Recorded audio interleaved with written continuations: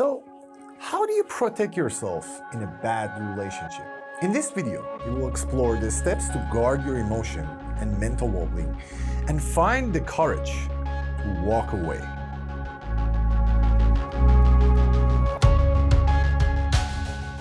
Hey guys, I hope you're all doing well and feeling happy. Today I want to talk about the techniques and the ways I personally use when I was in a toxic relationship, and how you can use them to protect yourselves. Before we dive in, I highly recommend checking out my video on 7 signs of a toxic relationship. I put the link in the description below. Why I'm suggesting this? Because I know some of you might still be caught in the gaslighting process of being gaslighted, and the most important step to break free is becoming aware of the situation. You need to realize what is really going on. So do you understand what is really going on? In the fact, it's not hard to break free as it might seem. And I can guarantee this, once you realize that you're addicted to this type of individual. Yes, I said addicted, and it is because of something we call love bombing. Love bombing happens when early on the toxic person overwhelms you with affection, compliments, gifts, and attention. And it makes you feel incredibly special, like you're the only one that matters. Here's the thing, this phase doesn't last, unfortunately. Suddenly the affection stops and you find yourself chasing after the initial high, trying to bring back the person they were at the beginning. This is where the intermittent reinforcement comes in. They give you just enough love or attention to keep you hooked, but never enough to actually make you feel secure. At this point, it is no longer about love, it's about the addiction. The highs and lows become the cycle that keep you attached, hoping that things will go back to how they before. But here's the truth. The initial version of them, that was never real. It was a tactic to get you invested. And once you're aware of this cycle, you can start to break free. Breaking free isn't difficult as it seems once you understand that it is not about love, it's about control. And when you stop chasing those crumbles of affection, you will find your peace again. The power of toxic relationships come from keeping you in the dark, making you question your own reality. But the moment you become aware of the manipulation, the cycle begins to lose its holds over you. Now that we understand the patterns, let's talk about the practical techniques you can use to protect yourself from a toxic partner. Technique number 1, lower your expectations. In a toxic relationship, one of the most damaging things you can do to yourself is expect a person to act in a healthy, loving way. You're hoping that they will change, hoping things will go back to how they were during the love bombing phase. But the reality is, they won't remember. They will never change. They never truly loved you. It is always about them. I know some of them fear that if you leave, they will treat the next person better and eventually be happy with someone else. You may worry that they will change for the next partner, but let me take that burden off your shoulders. They will never change, no matter who they're with. By lowering your expectations, I don't mean accepting poor treatment. What I mean is stop expecting them to be someone they're not. This creates an emotional space for you to focus on your own healing and well-being, instead of constantly waiting for them to fulfill the promises that they never keep.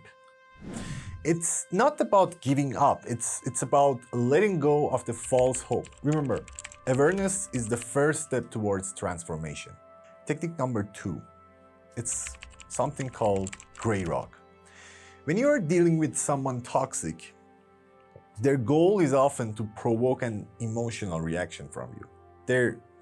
They thrive on your responses, whether it's anger, sadness, or even excitement. The gray rock technique is about removing the power of becoming emotionally unreactive. Just like a plain, boring gray rock, keeping your response short, neutral, and dull as possible. Imagine trying to get a reaction out of an actual rock. It doesn't react, it doesn't engage. That's what you want to embody. When your toxic partner tries to bait you into an argument, get you or manipulate your emotions, your goal is to stay calm, detached, and uninterested. This technique can frustrate them because they feed off drama. When you refuse to give them that, they lose the grip on your emotions.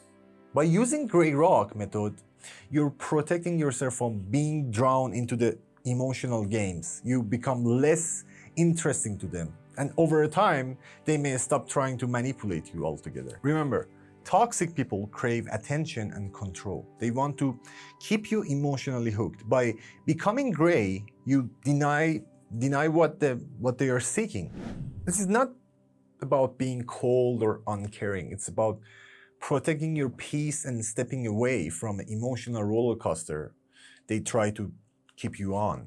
Next, we have setting firm boundaries. I've actually made a whole video about this called The Power of Boundaries, and I highly recommend watching it if you want a deeper dive into how boundaries can transform not just the toxic relationship, but in all aspects of your life. You will find the link in the description below. Setting boundaries is one of the most empowering things you can do in any relationship, especially in a toxic one. Boundaries are the way of saying, this is what I will accept and this is what I won't. When you're dealing with the toxic partner, they will constantly try to push your limits, control your time, and manipulate your emotions. Boundaries stop that from happening. They give you control over your emotional space and protect your well-being. Be clear, direct, and consist. For example, if your partner is always trying to guilt trip you into doing things you don't want to do, you set the boundary by saying, I'm not okay with being manipulated and I won't engage in this conversation if you keep trying to guilt me. And if they continue to push, you enforce your boundary by either leaving the situation or refusing to engage. It is all about maintaining your personal power and not letting them break you down. Boundaries work because they send a clear message. I respect myself and I expect you to respect me too.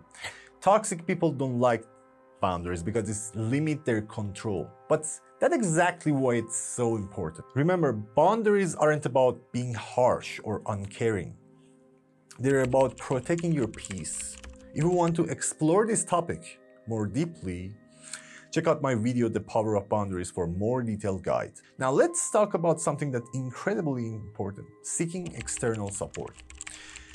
Toxic relationships have a way of isolating you, make you feel like you're trapped in a bubble, dealing with everything on your own.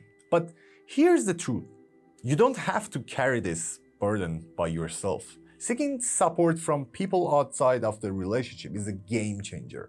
Sometimes when you're in toxic relationships, your sense of reality becomes distorted. You may feel confused, second-guess yourself, or even blame yourself for the toxic behavior. This is why external support, whether from friends, family, or even therapists, is so crucial. Those people give you perspective. They remind you of who you are outside the toxic relationship, and they can offer guidance, encouragement, and sometimes just the emotional strength to help you take the next step. When you're dealing with these types of individuals, they don't just gaslight you. They often gaslight others too. They are skilled manipulators and incredible actors. They might even convince the people around you, including the therapist, that you are the problem. I've seen that happen. So my suggestion is, it's important to speak with people who truly understand what you're going through. If it's possible, reach out to those who are been in a similar situation. Talk to people who won't be easily swayed by the toxic person's charm or manipulation. People who know the truth, like me. If you ever need someone to talk to, you can reach out me, and I understand what you're going through, and I'm here to help. And if you don't feel comfortable reaching out to friends or family, that's okay too. There are counselor support groups and even online communities specifically for people who dealing with the toxic relationship. Sometimes talking to someone who isn't emotionally connected to the situation can give you a clearest perspective. When you seek external support, you're building a network of strength around you. Finally, we have one of the most important techniques for breaking free from a toxic relationship: no contact, or necessarily low contact. No contact is actually what is sound like: completely cut off all communication with the toxic partner. This is by far the most effective way to heal and remove them from your life. But I know for some of you it's not that simple. If you're married to them or having children together, things can get complicated. In those cases, no contact may not be possible, and that's when low contact comes into play. Low contact means limiting your interactions to bare minimum. For example, if you have children together, only discuss the logistical matters like drop-offs or important school updates. Avoid getting pulled into emotional conversation or unnecessary communication. But if you can't go no contact, it's truly the best way to heal. Why? Because toxic partners thrive on controlling your attention. When you cut them off completely, you're denying them the power that they have over you. Every interaction with the toxic person drags you back into their manipulation. By cutting off all communication, you're giving yourself the space to heal, regain your strength, and finally move forward. I know no contact can feel difficult, especially when you've been conditioned to believe you need them in your life, or if you share children or legal ties. But protecting your emotional well-being is worth it, even if you have to stay in the low contact.